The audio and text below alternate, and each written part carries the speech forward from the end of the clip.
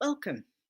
I'm Sue Gaskell Barlow and I'm your host here on YouTube. Why do you say yes when you want to say no? That's something that I struggled with for many, many years until, as a life coach, and because I was wanting to understand why everybody seemed to get their own way and I didn't, that I went into a lot of work. Learning. I wanted to know why I said yes when I wanted to say no, and why I felt frustrated when everyone else seemed to have what they wanted and I didn't. And I went to courses, I read books, YouTube, Facebook, a wonderful platform. It's a wealth of information. And most of all, I wanted to learn, and I really wanted to learn because a simple example would be somebody had phoned me and they'd say, "Hi, it's so and so," and I'd say, "Hi." They might say, "How are you?" And they might not. The first thing I did would say, "Hi, how are you?" And that was it. That was it for half an hour, because that's the reason that people actually phoned. They wanted not to know how I was, they wanted to phone me knowing that I'd say, "Hi, how are you?" And so then they'd be able to complain or say whatever. And often it would be that they wanted something from me. And that something was maybe that would I babysit, and would I get something from the shops for them, and so on and so forth. Now, being a very kind person and wanting people to like me, I would say yes. Is that similar to you? I said yes before I'd even stopped to think about it. And that's not a great idea, is it? That is not a great idea. And so let's just talk about this for a minute. And I'll happily give you some information about how you can deal with that. And there's my website, Sue's University of Life, where you'll find lots of lives on YouTube, on Facebook, lots of information. There's the shop that you can go and have a wander around. So why do you say yes when you want to say no? So I thought about this, and you have to dig deep and you have to really want to know the answer. And the answer was simple. I said yes because I was scared that if I didn't, they'd reject me. They wouldn't like me. And heaven forbid, that was one of my greatest fears. And so it was really, really hard for me, really hard for me when I had to work and find out, were there any way forward? Was there a way forward? Could I learn to say no? And the answer is yes. And so I want to share a little bit of that with you now. And hopefully, if anybody watches while I'm live, you will leave a comment. A comment is always, always beneficial. So I'm going to take my glasses off and I'm going to start just chatting a little bit about why would you say yes when you want to say no? Like I say, one reason for me was I was scared if I said no, that they'd reject me, they wouldn't like me, they'd punish me. And I've had so much of that in my life. So that didn't feel right. And then I had to stop and work through what this fear was about. Why was I scared? And it meant that people around me, they enjoyed manipulating me, because that's what people do. You see, we all want our own way. Don't kid yourself, we don't. We all want our own way. And I thought everybody was like me, that they would go the extra mile. And I didn't need help very often, so it hadn't been tested. And that's what happens. You find out as time goes on that a lot of your friends are around, not necessarily for life, they're around because you provide them with what they need. So the conversation goes along like this. Hi, how are you? Okay, how are you doing? Oh, a bit fed up. Oh, what you fed up for, would I say? I say. They'd say, oh, well, I'm a bit tired. I'm fed up of being on my own. So me, even though I was quite content doing what I was doing, instantly would say, do you want me to come round? And I'd go round and come away an hour, 2 hours later, exhausted, because they'd taken all my positive and I'd picked up all their negative. And I went home tired, thinking, what just happened? It's like somebody had hit me. So that's one thing. And the other thing is, I fell into my own trap. Somebody had phoned me and I'd say, how are you? And that would be it. So a great idea and tip, if you're anything like I used to be, which is a professional people pleaser, without getting paid, it just made me feel better because I had a very, very low self-esteem. In fact, I didn't have a self-esteem. My survival, my very essence of who I was only fed by other people. And because I did things for them, they were grateful. And it was just this very, very thin line. And over time, it just wore thin. And I ended up having a breakdown. So the next time you phone somebody or they phone you, and I urge you to think about, do not keep saying, how are you? Forget that altogether. And I wrote a book called Eating Your Words. It's in the shop, or you can get it on Amazon. And it's a book that is incredibly beneficial for people who want to learn about this.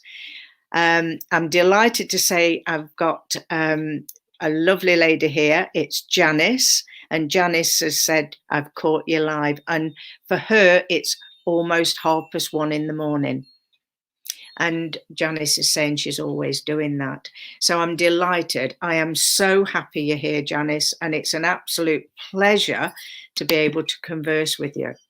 So when they phone you, and learn to stop saying, how are you?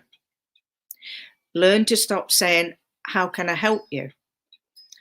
You've got to change what you say for the other person to change what they say.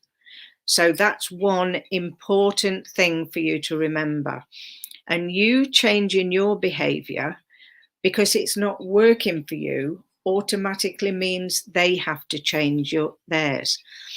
If your fear is that they won't speak to you, if your fear is that my pleasure, if your fear is that they'll reject you, and if rejection is one of your biggest issues, abandonment and rejection, first of all, just acknowledge it.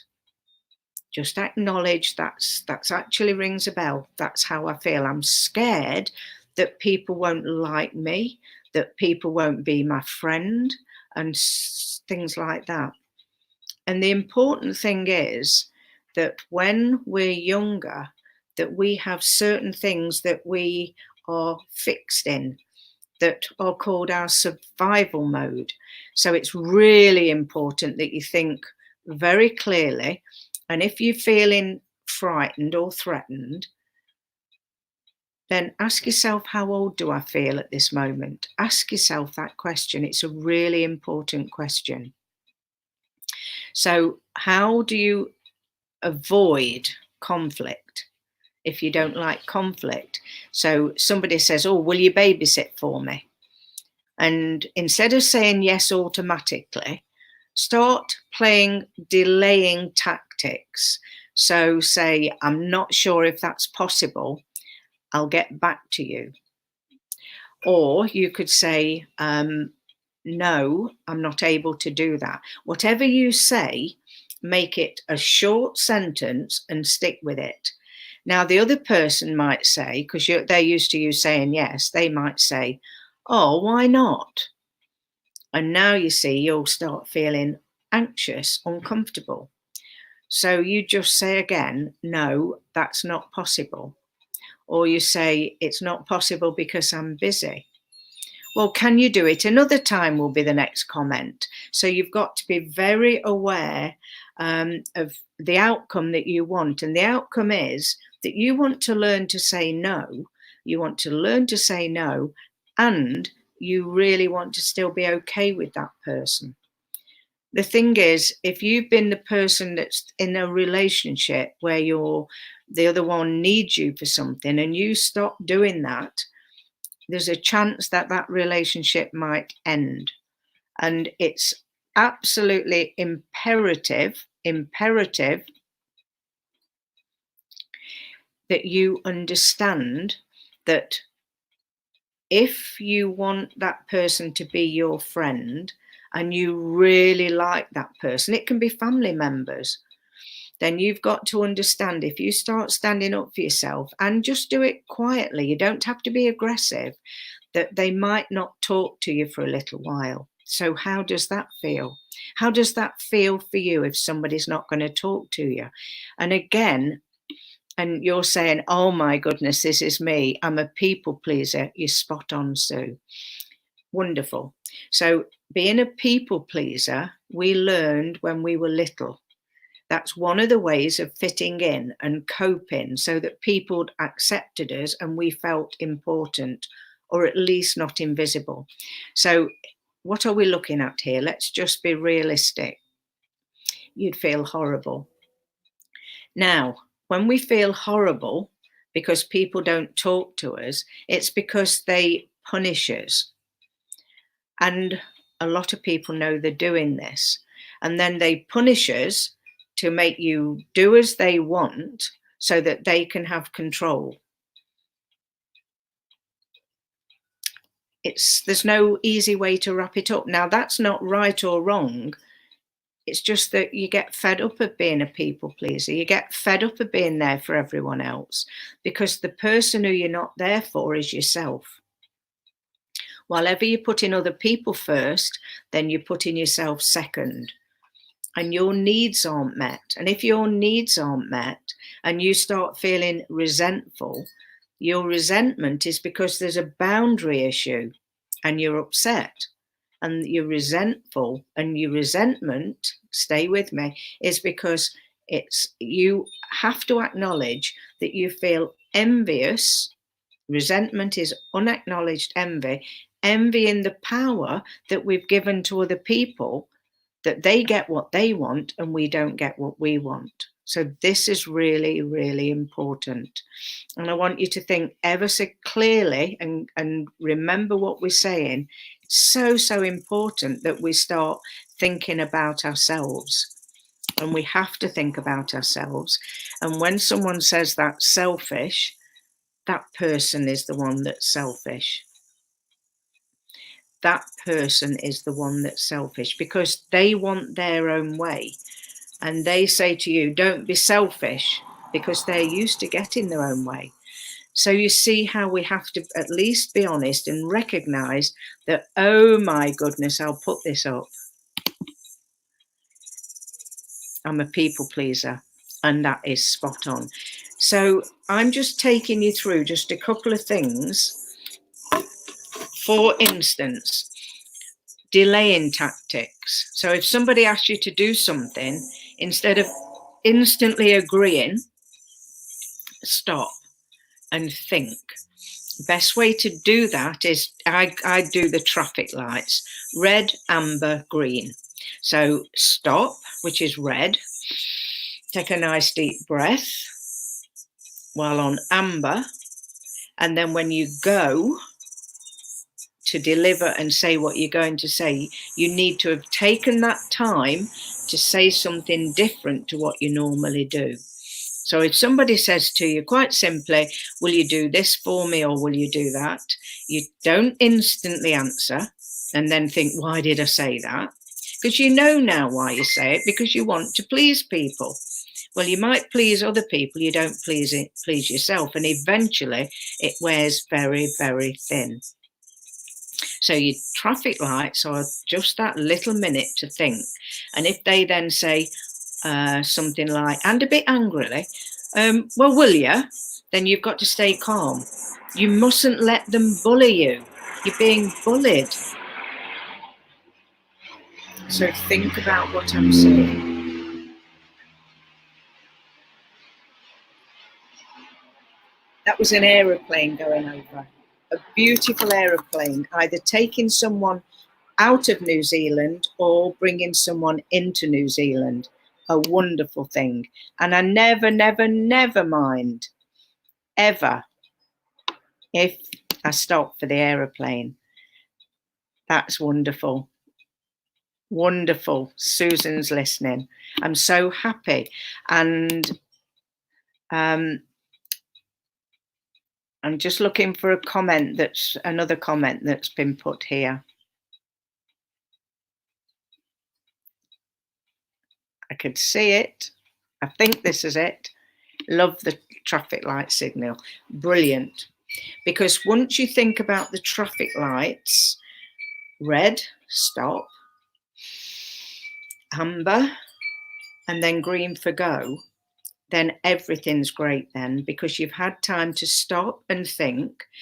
It happens like breathing eventually. You stop and you think, do I actually want to do this? And if the answer is no, then you've got time to think. And that's when you do the delaying tactic.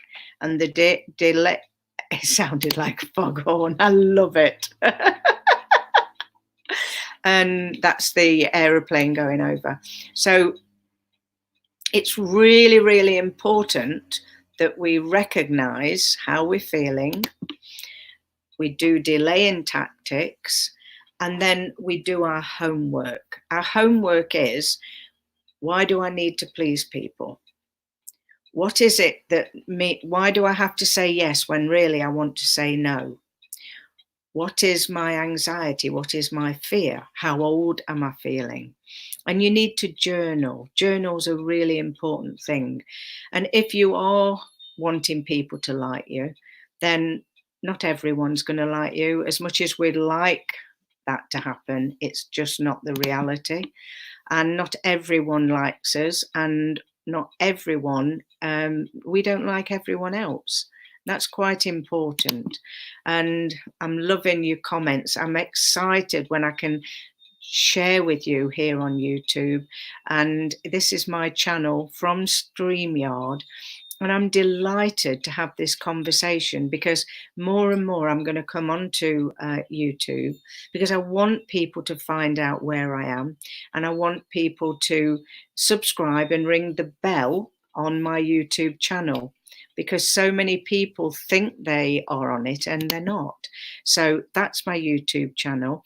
I'm here, Sue Gaskell Barlow, wanting to talk a little bit about, why do you say yes when you want to say no? Are you a people pleaser? Do you want to be liked? Do you need to be liked? Or do you want to be liked? Are you scared of conflict? Which one of those things, maybe all three, what is it that affects you? So you'll get a little, oh my goodness, it's called an aha moment. Oh my goodness. And if you get one of those, write it down. Buy a journal, write down what's going off. And then you say to yourself, okay, how can I change this? And then you've got to want to change. And like I say, your relationships might change. And that is, it's interesting. And being on the spot is just absolutely wonderful. So, right, how do we move forward? Once you know the reason that you say yes, and then you have some resentment, which is yours, and that's a boundary, then you need to learn and create new boundaries. Boundaries are the most important thing for every one of us to learn. Boundaries. How do you create a boundary? First of all, you need to know what a boundary is. If you feel resentment, you feel any sort of resentment, then the boundary that you would like has been crossed. Now, have you told people? Have you talked to people? Are you able to discuss with people how you feel? because it's an interaction. It's a two-way system. And so you've got to risk saying things that don't come easy to you. For instance, can we have a little conversation? Can I have a talk with you? Might be met with, what about? And that's instantly it's going to absolutely activate your fears of why you don't say anything in the first place. You won't die from it. It just feels uncomfortable. It's a new way of being. And so that's really, really important that you understand that. So recapping on this live, a few more minutes and then I'm going. And this is, why do you say yes when you want to say no? And start with little steps. And think about the things that you're doing that you really wish you weren't doing. Think about them.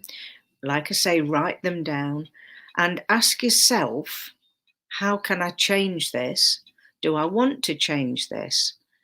What is this doing to my health?